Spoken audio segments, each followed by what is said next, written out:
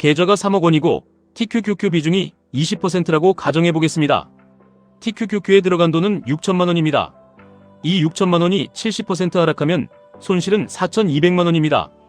TQQQ 비중은 겨우 20%였지만 계좌 전체에서는 14%가 사라집니다. 아직 나머지 QLD와 다른 자산의 하락은 계산하지도 않았습니다. 그래서 계좌가 커진 뒤에 TQQQ 20%는 결코 작은 비중이 아닙니다. 오늘은 세 가지를 말씀드리겠습니다.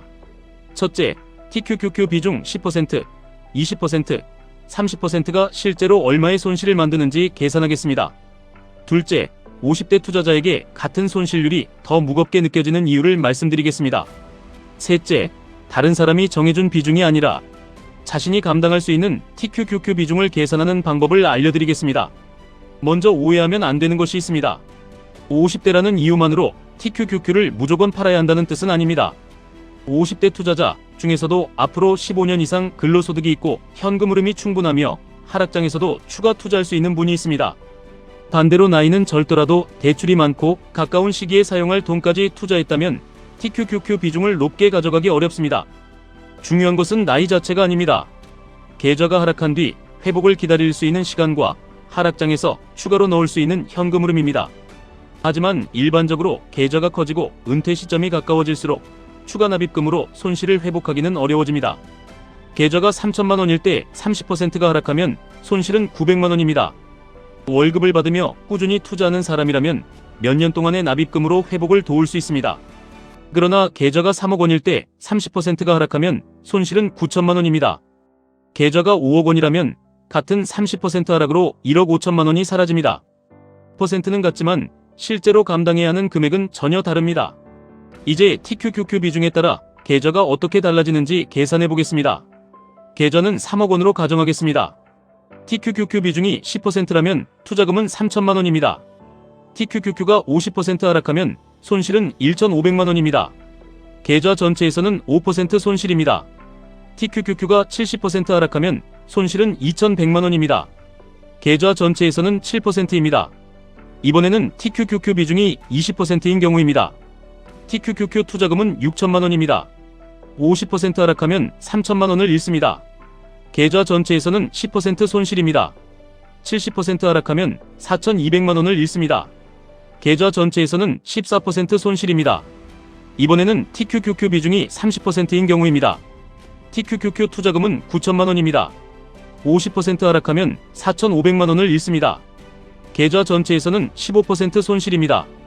70% 하락하면 6,300만 원을 잃습니다. 계좌 전체에서는 21% 손실입니다. 여기서 반드시 기억해야 할 것이 있습니다.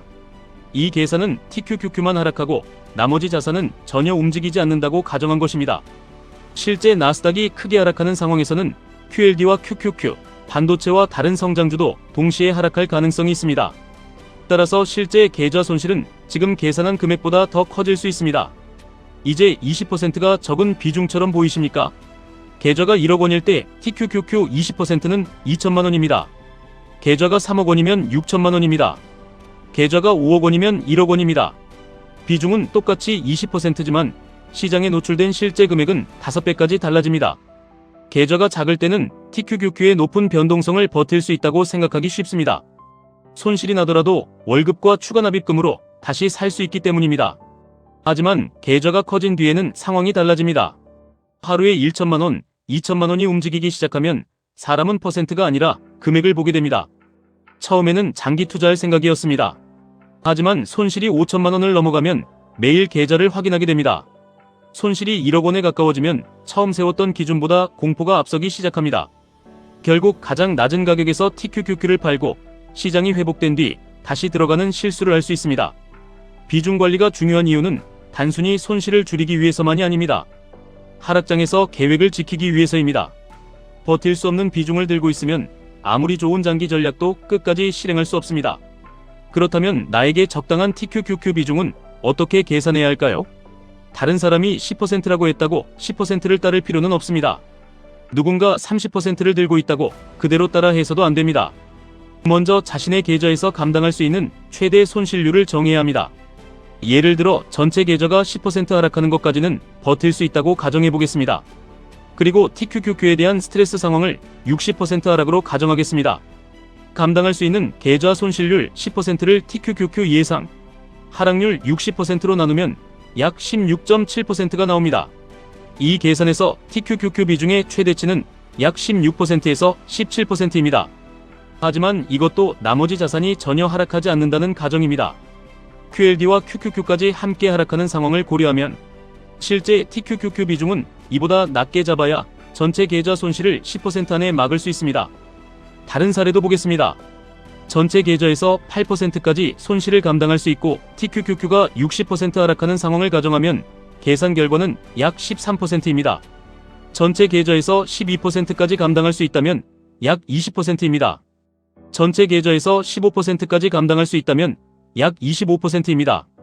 결국 TQQQ 적정 비중은 수익 목표가 아니라 감당할 수 있는 손실에서 거꾸로 계산해야 합니다. 수익을 얼마나 내고 싶은지를 먼저 생각하면 비중은 계속 커집니다. 하지만 얼마까지 잃어도 계획을 지킬 수 있는지를 먼저 생각하면 비중의 상한선이 생깁니다. 여기서 두 번째로 중요한 문제가 있습니다. TQQQ는 나스닥 100 수익률의 장기적인 3배를 보장하는 상품이 아닙니다. TQQQ는 나스닥 100의 하루 움직임을 3배로 추종하는 것을 목표로 합니다. 등락이 반복되면 일일 재설정과 복리 효과로 장기 결과는 단순한 3배와 달라질 수 있습니다. 예를 들어 기초지수가 100에서 10% 하락하면 90이 됩니다. 다시 원래의 100으로 돌아가려면 10%가 아니라 약 11.1% 상승해야 합니다. 레버리지가 커지면 이런 손실과 회복의 비대칭도 더 강하게 체감됩니다. 그래서 TQQQ는 단순히 오래 들고 있으면 무조건 해결되는 자산으로 다루기보다 계좌 안에서 역할과 최대 비중을 정해놓고 다루는 편이 안전합니다. 그러면 이미 TQQQ 비중이 20%를 넘었다면 어떻게 해야 할까요? 공포를 느끼고 한꺼번에 전부 팔 필요는 없습니다. 먼저 처음 계획했던 목표 비중이 얼마였는지 확인해야 합니다. 목표 비중이 15%였는데 상승으로 22%가 되었다면 추가 투자금은 TQQQ가 아니라 QLD나 현금성 자산에 배분하는 방법이 있습니다.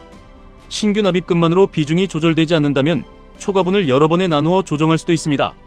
중요한 것은 가격이 오른 날마다 감정적으로 팔고 하락할 때마다 기준 없이 다시 사는 것이 아닙니다. 목표 비중과 상한선을 미리 정하는 것입니다. 예를 들어 목표 비중은 15%, 허용 상한은 20%로 정할 수 있습니다. 20%를 넘으면 신규 매수를 중단하고 추가 자금은 QLD나 현금으로 이동합니다. 비중이 계속 커진다면 초과된 부분만 단계적으로 줄입니다. 이 숫자는 정답이 아니라 하나의 운영 예시입니다. 투자 기간과 현금 흐름, 은퇴 시점과 감당할 수 있는 손실에 따라 숫자는 달라져야 합니다. 50대 투자자에게 가장 위험한 것은 TQQQ 자체만이 아닙니다. 계좌가 커졌는데도 계좌가 작을 때 사용하던 비중을 그대로 유지하는 것입니다. 3천만 원 계좌에서 가능했던 전략이 3억 원 계좌에서도 똑같이 가능하다고 생각하면 안 됩니다. 계좌가 10배 커졌다면 같은 20%도 실제 금액은 10배 커집니다. 수익이 커지는 만큼 공포도 커집니다. 그리고 은퇴가 가까워질수록 손실을 회복할 시간의 가치는 더 중요해집니다. 결론은 간단합니다. TQQQ 20%가 무조건 많다는 뜻은 아닙니다. 하지만 계좌가 3억 원이라면 TQQQ 20%는 6천만 원입니다. 70% 하락을 가정하면 TQQQ에서만 4,200만 원의 손실이 발생합니다.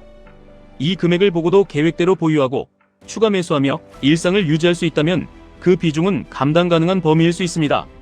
하지만 4,200만 원의 손실을 보면 잠을 이루기 어렵고 가장 낮은 가격에서 팔 가능성이 높다면 20%는 이미 지나치게 큰 비중입니다. 좋은 비중은 가장 높은 수익을 만드는 비중이 아닙니다. 하락장에서도 계획을 지킬 수 있는 비중입니다. 1억 원까지는 원금을 키우는 것이 중요합니다. 2억 원부터는 자산 배분이 중요합니다. 3억 원부터는 손실 금액을 먼저 계산해야 합니다. TQQQ를 얼마나 살 것인지 결정하기 전에 TQQQ가 크게 하락했을 때 내가 실제로 얼마를 잃는지 먼저 계산해 보십시오. 수익률은 시장이 결정하지만 비중은 우리가 결정할 수 있습니다. 여러분의 현재 TQQQ 비중은 10% 이하입니까? 10%에서 20%입니까? 아니면 20%를 넘고 있습니까? 현재 비중과 목표 비중을 댓글로 남겨주십시오. 1분 투자 하이젠버그였습니다.